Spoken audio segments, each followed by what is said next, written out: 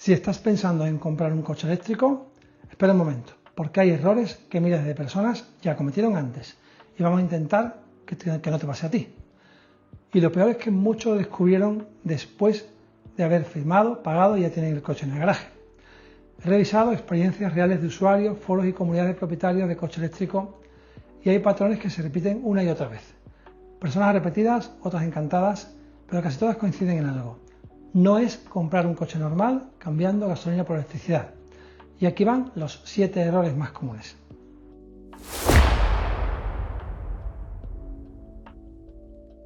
Este es probablemente el error más grave. Mucha gente ve 500 km de autonomía y piensa, perfecto, hago un Madrid-Sevilla o un Sevilla-Madrid sin problema. Y luego llega la realidad. Usuarios y asociaciones de consumo llevan tiempo señalando que la autonomía real suele quedarse bastante por debajo de la anunciada, especialmente en autopista o con frío. En algunos casos puede llegar hasta un 20 o incluso un 30% por debajo. En Reddit hay usuarios que comentan algo parecido. No es el coche, es que el uso real cambia completamente la experiencia, y es verdad. Porque una cosa es ir en ciudad y otra es ir a 120 km con el aire acondicionado, 4 personas, en invierno y con carreteras de mucho desnivel. Todo esto cambia radicalmente el consumo. Muchos propietarios descubren tarde que un coche de 500 km terminan haciendo 400 reales. Aquí he de decir que de las marcas que más se acerca a la autonomía real que homologa es Tesla, siendo muy realista en los viajes en cuanto a consumo, mejorando la experiencia de usuario en este aspecto.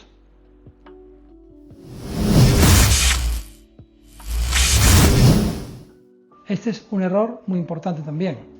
La gente se obsesiona con las marcas, la potencia, pantalla, el 0 a 100 y luego ya la pregunta, vale, ¿y dónde lo cargo? Y aquí aparecen los problemas. Si tienes garaje privado con la posibilidad de instalar un punto de recarga, genial. Es el uso más idóneo hoy en día de un vehículo eléctrico.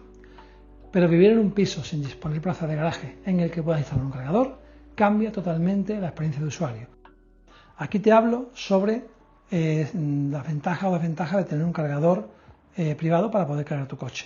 Muchos usuarios explican que pasar de cargar cada noche en casa a depender exclusivamente de cargadores públicos cambia por completo la comodidad, porque el coche eléctrico es fantástico cuando lo cargas mientras duermes en el garaje de tu casa. Mira el vídeo que te dejo aquí y puedes ampliar información al respecto.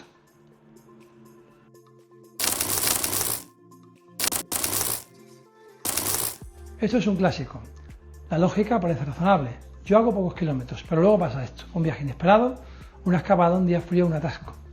Y aparece algo famoso. La ansiedad por autonomía o range anxiety. Muchos propietarios cuentan que terminan deseando haber comprado una batería más grande meses después. Porque no compras solo para hoy, compras para 5, 7 o 10 años.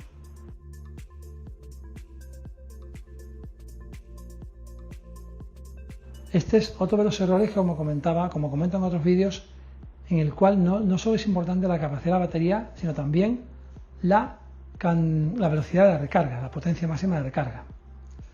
Y cambia muchísimo. Dos coches pueden tener 77 kWh, pero uno cargar a 100 kW y otro a 250 kW. El resultado será que uno tarda prácticamente el doble que el otro. La experiencia en viajes cambia radicalmente, como digo.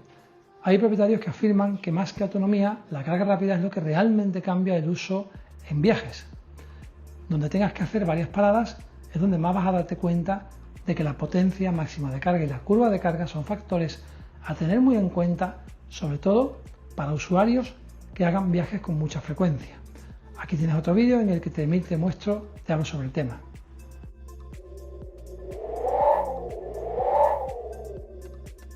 No, el invierno afecta y mucho, sobre todo si tu coche no tiene bomba de calor, cosa que cada vez más coches tienen, pero no todos.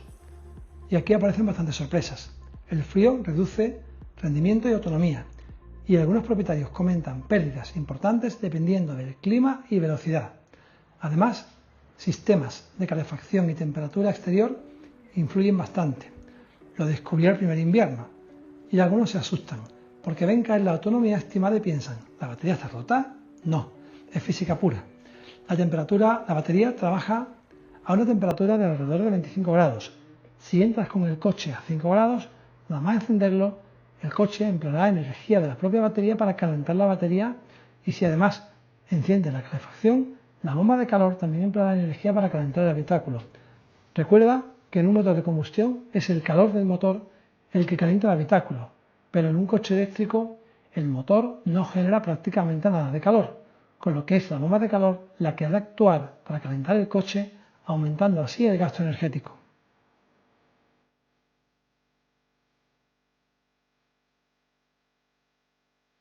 El precio de reventa de un vehículo eléctrico es un tema delicado, porque algunos modelos eléctricos antiguos han sufrido depreciaciones fuertes y ciertos modelos pioneros han quedado muy limitados por la autonomía y baterías con cierta degradación. No significa que todos vayan a pasar por esto, pero muchos compradores tienen que hacerse esta pregunta: ¿cómo estará el coche dentro de 6 años? Porque en eléctrico importan cosas como la velocidad de carga, que será más reducida por ser un modelo más antiguo, la degradación de batería, que tendrá en función de los kilómetros que hayamos hecho, las actuaciones del vehículo, que en algunos casos pues serán mejores o peores, y el mercado eléctrico va avanzando con bastante rapidez. También hay que tener en cuenta que durante el uso del vehículo habremos ahorrado una cantidad importante de combustible en función de los kilómetros que tenga el coche. Cuantos más kilómetros, la devaluación será mayor, pero también lo será el ahorro en combustible que hayamos tenido durante ese tiempo, con lo que quizás ahí puedas compensar una cosita por otra.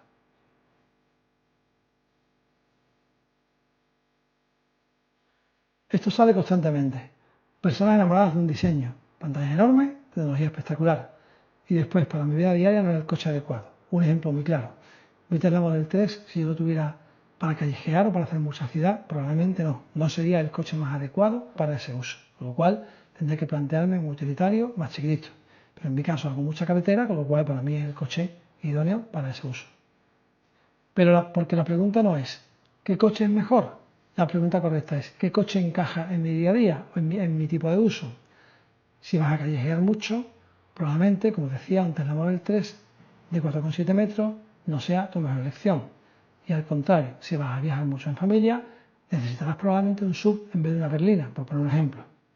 Pero al final también la estética y el presupuesto mandan, así que es una elección muy difícil y personal.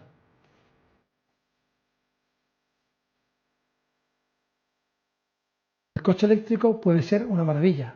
Muchos usuarios dicen que jamás volverían a un gasolina. Yo el primero. Pero casi todos coincidimos en algo.